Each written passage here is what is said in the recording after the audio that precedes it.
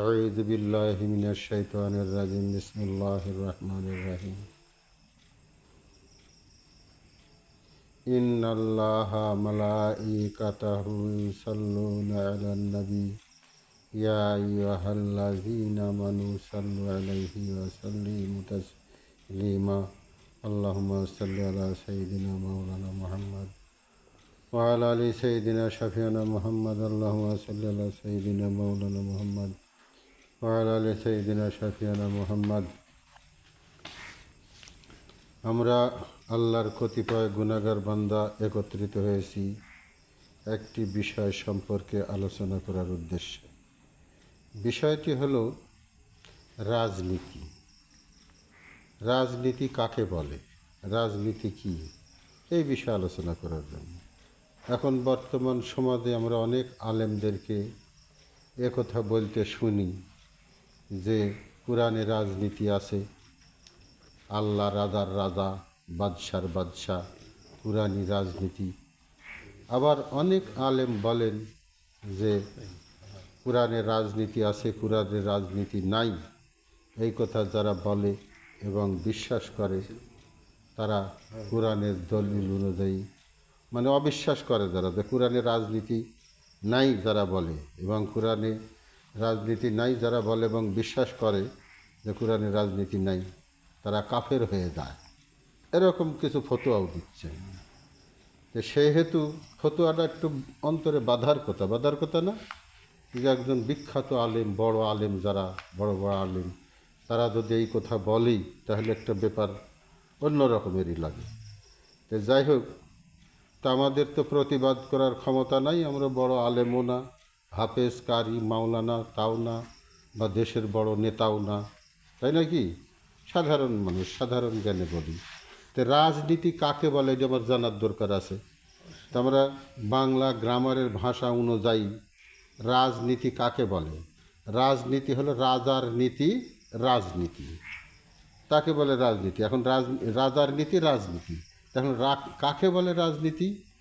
রাজনীতি তাকে বলে যে দেশের যে রাজা তার সুবিধার্থে যে সকল নিয়ম নীতি প্রণয়ন করে ওই নীতিটাকেই রাজনীতি বলে। ওটা হলো রাজার নীতি, তাই না? রাজার নীতি, হ্যাঁ কথা, ওটি হলো রাজার নীতি। রাজার নীতি কোনটা? যে দেশের যে রাজা তার সুবিধার জন্য যে সকল নিয়ম নীতি প্রণয়ন করে তাকেই বলে রাজনীতি। কারণ এটি রাজায় প্রণয়ন করবে, অন্য কেউ তো না। কারণ দেখা যাচ্ছে যে এক রাজা একটা নীতির কাজ করে গেছে, ওইটি দেখা যাচ্ছে আমারগুলো চলিচ্ছে না। হ্যাঁ, কারণ একটা ভালো সুন্দর শাসক, বিচারক শাসক, মানে সৎ বাদশাহ, ধার্মিক বাদশাহ, এরকম পরহেজগারী বাদশাহ অনেক থাকে না, রাজা থাকে না? তাই যে নিয়ম নীতিতেই মানে দেশ শাসন করে গেল, এখন আরেকটা ধরো যে রাজা আসছে এই দেশে, এই রাজা কি না, তো এই রাজা হলো চরিত্রহীন, নারীবাজি, মদ ভাঙ দিয়ে থাকে।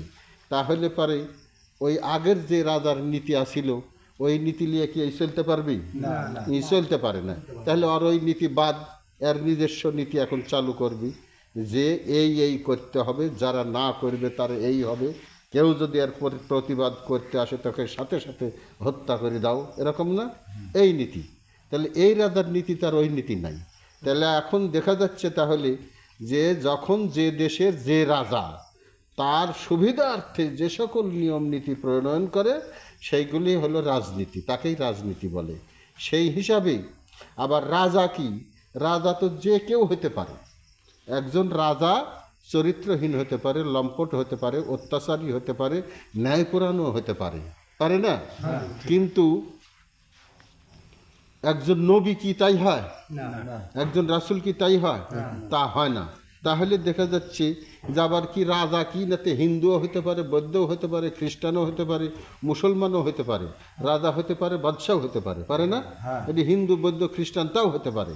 কিন্তু নবী কি তাই? যে কেউ কি নবী হতে পারে? যে কেউ নবী হতে পারে না। নবী হতে হলে অবশ্যই তাকে একজন আল্লাহর প্রতিনিধি হতে হবে এবং সেই নিষ্পাপ হয় নবীগণ এবং আল্লাহর ওহী দ্বারা পরিচালিত হয়। কিন্তু কোনো রাজা বাদশা কি তাই হয়? তাহলে আমরা এই ক্ষেত্রে দেখতে পাচ্ছি যে কোনো রাজাকেও কোনো নবীকেও আমরা রাজা বলতে পারি না, কারণ নবীগণ তো রাজা না। রাজা কি? তারা নবী এবং রাসূল, তারা অন্য পর্যায়ে, কিন্তু তাদের ধারে কাছে যাওয়ার মতন ক্ষমতা রাখে কোনো রাজা? রাজা যে কেউ তো হতে পারে। সেই হেতু এখন কোনো রাজার কোনো নিয়ম নীতি কোনো কথা কোরআনে বা হাদিসে আছে কি? হ্যাঁ, কোথাও আছে যে কোরআনে অমুক জায়গাতে আছে অমুক দেশের অমুক রাজার একটি কথা কোরআনে আছে, অথবা অমুক দেশের অমুক রাজার একটি কথা হাদিসে আছে? আছে কি? নাই। তাহলে আমি কোন ধরনের আলেম কি করি কই যে আল্লাহ রাজার রাজা কই, আল্লাহকে বাদশার বাদশাহ কই? আর এটা তো লিঙ্গান্তর শব্দ, কারণ বাদশাহ হলে বেগম থাকে, রাজা হলে রানী থাকে। তাহলে এই সকল শব্দ কি আল্লাহর ক্ষেত্রে ব্যবহার করা যায়? কখনোই না। কারণ আল্লাহ তো, যদি আল্লাহকে আমরা রাজা বলি তাহলে রানী থাকতে হবে, যদি বাদশাহ বলি তাহলে বেগম থাকতে হবে। রাজা, বাদশাহ, মন্ত্রী, প্রেসিডেন্ট এগুলি শব্দ হলো কি মানুষের ক্ষেত্রে, আল্লাহর ক্ষেত্রে তো না, নবীর ক্ষেত্রেও না। কারণ কোনো নবী প্রেসিডেন্ট না। হ্যাঁ, কারণ প্রেসিডেন্ট যে কেউ হতে পারে।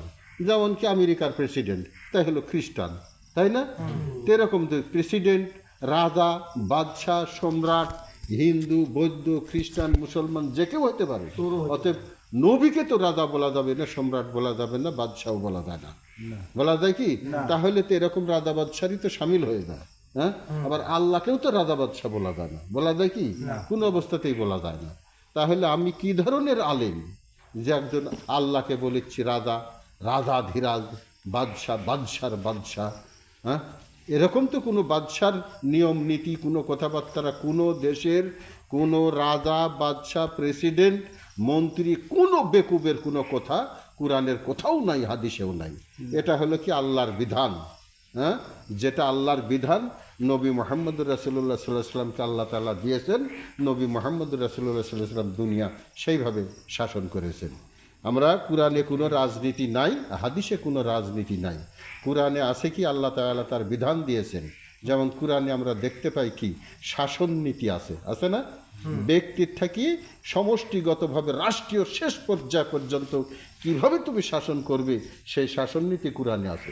এটা কার নীতি? আল্লাহর নীতি, কোনো রাজার রাজনীতি নয়। কোনো রাজার রাজনীতি কি?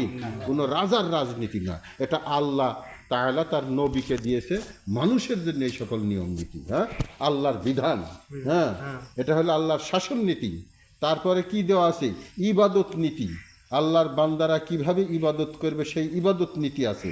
আরেকটা কি আছে? যে আল্লাহ তাআলা তার বান্দাদের সহিত যখন বান্দা নাফরমানি করে তখন তাদের সহিত কিরূপ ব্যবহার করেন এবং ফরমানদারি হলে কিরূপ ব্যবহার করেন সেই কথা আছে কোরআনে, তাই আছে না? তাহলে আমরা দেখতে পাচ্ছি কি এই যে শাসন নীতি আছে, ইবাদত নীতি আছে, তারপরে আছে কি অতীতের ঘটনাবলী বর্ণনা, এই তো নাকি? এছাড়া কোনো রাজার নীতি, কোনো বাদশার নীতি, কোনো প্রেসিডেন্টের কোনো কথাবার্তার নীতি কি কোরআন হাদিসে আছে? হ্যাঁ, কখনোই নাই। কিন্তু যে আলেম বা যে সকল আলেমেরা, যে সকল বক্তারা বলেছে কোরআনই রাজনীতি আছে, তা আমার জ্ঞানী আমি এইটুকুনি বুঝি যে এই সকল আলেমদের লিঙ্গ জ্ঞান নাই, রাজনীতি জ্ঞান নাই। কথা বোঝা গেছে? হ্যাঁ, যেমন ডক্টর আশরাফ সিদ্দিকী উনি যেমন বলেছেন যে 1.5 ব্যাটারি আলেম, হ্যাঁ, মুন্সি 5 ব্যাটারি, হাফ ব্যাটারি। তো এখন দেখতেছি যে আমারও তো এটি বলার মতন ক্ষমতা নেই, কারণ আমরা অত বড় আলেম না। তার বলার ক্ষমতা আছে, তাই তখন ব্যাটারি মারতে পারে, মানে গুনতে পারে ব্যাটারি, তাই না?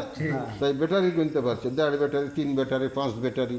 তো এখন আমি দেখতেছি আমার দেশের আলেমের ব্যাটারি খুব বেশি হয়ে গেছে, বেশি হয়ে যায়নি? এই জন্য বেশি হওয়ার কারণে মানে একটা থোয়ার জায়গা পাচ্ছে না, যার কারণে কখন কি বলতেছে ঠিক ঠিকানা নাই। হ্যাঁ, রাজা, আল্লাহকে রাজা বানা ফেলতেছে, বাদশাহ বানা ফেলেছে, প্রেসিডেন্ট বানা ফেলেছে, মন্ত্রী বানায় ফেলতেছে, মানে আর বাকি হচ্ছে না কিছু। তো এই আলেমের ভাষা জ্ঞান অর্জন করা উচিত। যে বাংলা ভাষাই ভালোভাবে বুঝে না, তাই আবার আরবির কি বুঝে আর ইংরেজির কি বুঝে? হ্যাঁ, হ্যাঁ, তো এই কারণে হচ্ছে একটা দুঃখ যে এ দেশের আলেমদের পরিণতি কি। আলেম কাকে বলা যায়? হ্যাঁ, পড়তে পারার নাম কি আলেম? হ্যাঁ, আলেম মানে কি পড়তে পারা? আলেম মানে কি ডিগ্রি? হ্যাঁ, আলেম মানে ডিগ্রিও না, আলেম মানে পড়তে পারাও না, আলেম মানে হলো জ্ঞানী। জ্ঞানী কাকে বলে? জ্ঞানীর সংজ্ঞা, আমারও তো হুজুর ছিলেন, আমার হুজুর আমার শিক্ষা দিছে কি এইভাবে, যে জ্ঞানী কাকে বলে? যিনি বা যে ব্যক্তি আল্লাহ এবং আল্লাহর রসুল সম্পর্কিত, হ্যাঁ, দৃশ্য এবং অদৃশ্য বিষয়াবলী সম্পর্কে সম্যক জ্ঞান রাখে, তাকেই বলা হয়েছে আলেম বা জ্ঞানী। হ্যাঁ, পড়তে পারা বা বলতে পারা বা কোনো ডিগ্রিকে আলেম বলা হয় নাই। বোঝা গেছে?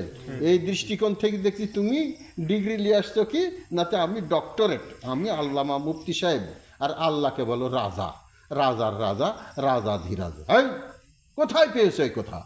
হ্যাঁ, কে বলেছে তোমাদেরকে আল্লাহ রাজার রাজা, রাজাধিরাজ?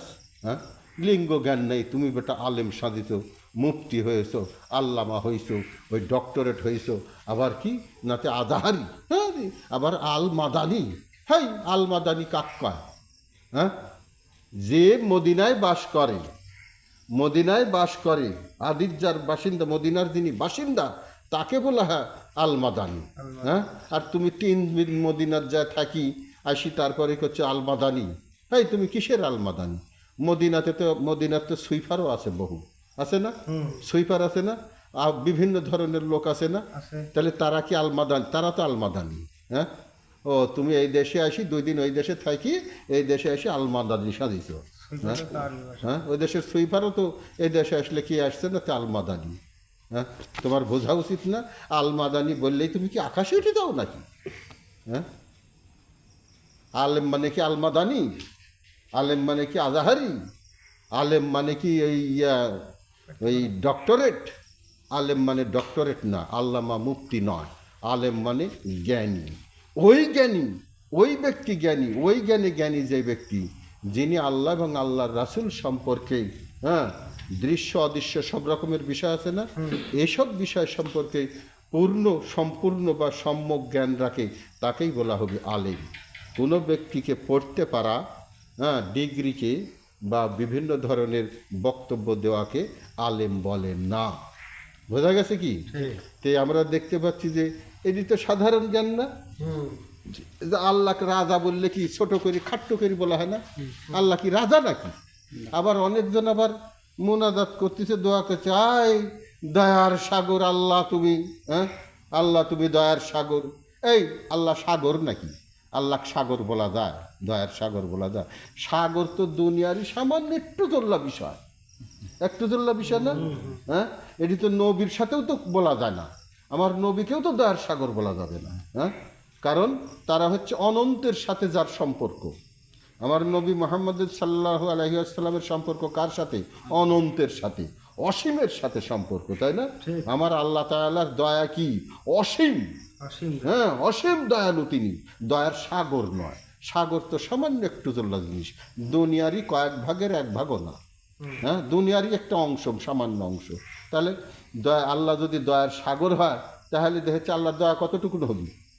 হ্যাঁ, এই সাগরের মতনই শেষ হয়ে গেলে তাহলে তোমার নবীর সমানও তো হয় না, নবীর দয়ার সমানও তো হবে না।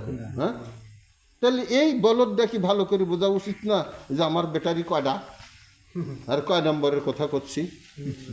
তো এই কারণে হচ্ছে দুঃখ, যাকে যেদিকেই যাচ্ছি সেদিকেই দেখা যাচ্ছে কি যে অন্ধকার, হ্যাঁ, ব্যাটারি শর্ট, সব ফিউজ ব্যাটারি।